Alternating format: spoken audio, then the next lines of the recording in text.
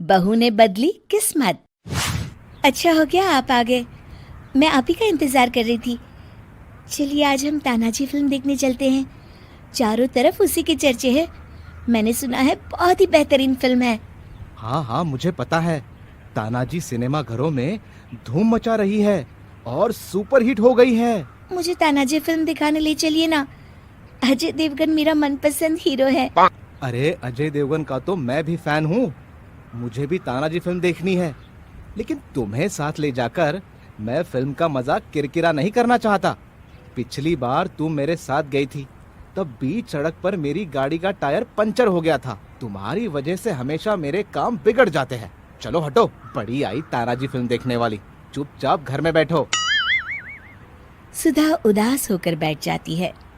तभी उसकी सास शांति वहां आती है। अरे बहू, तू इस नालायक की बातों से अपना मन छोटा मत कर। अपने आप को पता नहीं क्या समझता है। संडे को हम दोनों तानाजी फिल्म देखने चलेंगे। हाँ, इस तरह शांति हमेशा अपनी बहू का साथ देती थी। दूसरी तरफ रामलाल सुधा को पत्नी नहीं पनौती समझता था। एक शाम जब रामलाल अपने दफ्तर से लौटता है। अरे रामू, आज बहू की सुबह से तबीयत खराब है। तू जल्दी से इसे किसी अच्छे डॉक्टर के पास ले जा। अरे माँ, इस वक्त मेरा दिमाग खराब मत करो यार। दफ्तर में काम करके आज मैं थक गया हूँ। और फिर तुम्हारी बहू तो 12 महीने बीमार रहती है। इसका तो हमेशा का नाटक है। मैं कुछ नहीं जानती। तू अभी इसी वक्त बहू को लेकर डॉक्टर के यहाँ जा। आखिरकार मजबूर होकर रामलाल सुधा को डॉक्टर के पास ले जाता है। फिर अगले दिन दफ्तर में बॉस हरीश के काम से खुश होकर उसका प्रमोशन कर देते हैं। ये देख रामलाल चिढ़ जाता है। उसी शाम क्या है ये, कभी ज्यादा नमक कभी कम नमक, और आज तो खाने में बिल्कुल नमक नहीं है। अरे एक तो कोई काम तुमसे ठीक होता नहीं है। कम से कम खाना तो ढंग से बनाना सीख लो। माफ करना जी, मैंने तो खाने में नमक डाला था। अच्छा, तो अब तुम बहस कर रही हो, मुझसे बहस कर रही हो। एक तो आज दफ्तर में बॉस ने मेरी जगह उस हरीश के बच्चे का प्रमोशन कर दिया। सच कह रहा हूँ, जब से सुधा इस घर में आई है तब से मेरी जिंदगी में मनुष्यत छा गई है।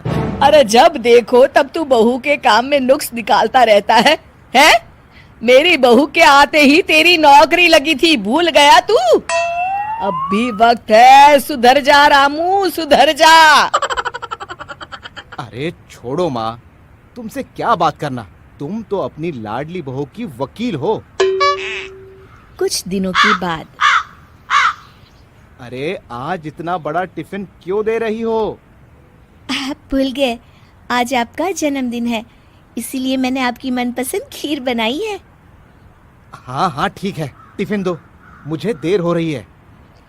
रामलाल के दफ्तर पहुंचते ही सब लोग उसे जन्मदिन की बधाई देते हैं। अरे भाई रामलाल, आज तो तुम्हारे जन्मदिन की खुशी में पार्टी हो जाए।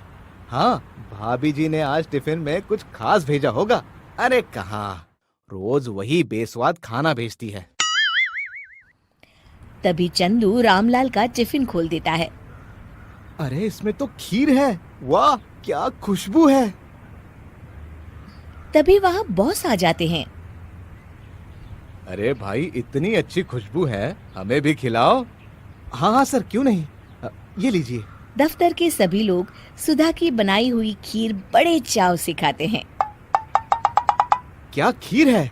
अच्छा, खीर इतनी अच्छी बनी है, मुझे तो विश्वास ही नहीं होता। चलो, वाह रामलाल, कसम से आज ये खीर खाकर मुझे मेरी माँ की याद आ गई। मेरी माँ बिल्कुल ऐसी ही खीर बनाती थी। आज तुमने मेरा दिल जीत लिया। इसी खुशी में आज से तुम्हारा प्रमोशन करता हो। जाओ, ऐश करो। रामलाल खुशी से फूला नहीं समाता। आपका बहुत बहुत धन्यवाद सर, लेकिन एक शर्त है, हर संडे मुझे ये खीर खाने के लिए मिलनी चाहिए। अरे सर, संडे क्या, आप कहेंगे तो मैं रोज ही आपको खीर लाके खिलाऊंगा। शाम को रामलाल खुशी खुशी घर पहुंचता है। सुधा, आज तुम्हारी बनाई हुई खीर खाके मेरे बॉस बहुत खुश हो गए और उन्होंने मेरा प्रमोशन कर दिया। साथ ही आज से मेरी तनख्वाह दुगनी हो गई है। आप सच कह रहे हैं? हाँ, इसका सारा श्रेय तुम्हें जाता है। चलो आज इसी बात पे हम दोनों तानाजी फिल्म देखने चलते हैं।